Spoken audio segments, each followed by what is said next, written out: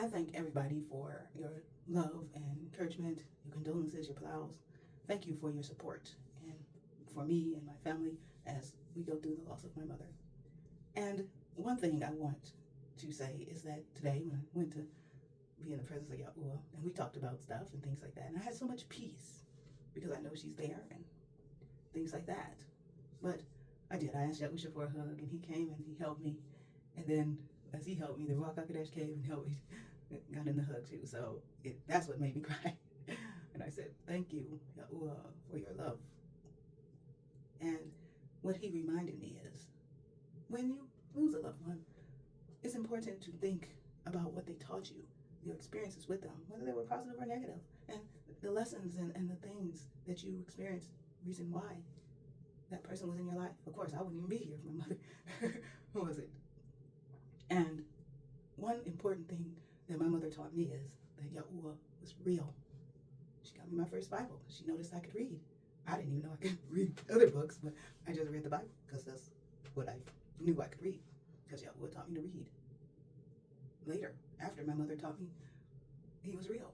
And yes, Yahuah did. He backed her up, because what happened, she's told me whatever she told me. I have no idea what she said, but Yahushua HaMashiach took me by the hand and he led me into the presence of Yahuah and set me in his light.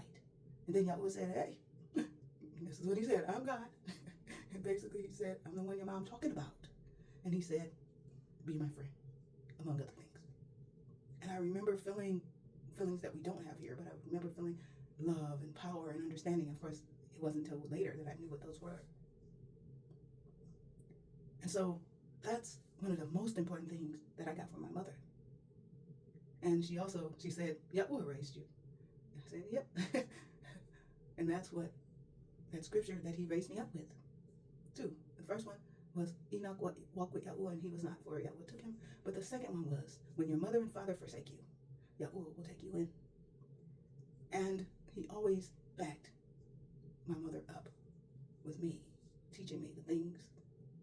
And we were friends, because that's the thing that we had, that's the relationship that we developed over time.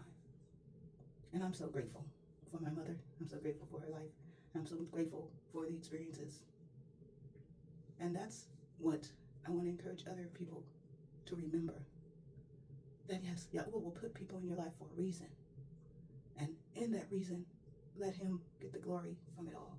Let him heal the things that need to be healed. Let him help you learn more about what you were supposed to do with that interaction and things like that. And let him get the glory from your life. It's important that you see the benefit of having Yahuah as your Aluah, because he is doing great and magnificent things in all our lives. It's an individual thing.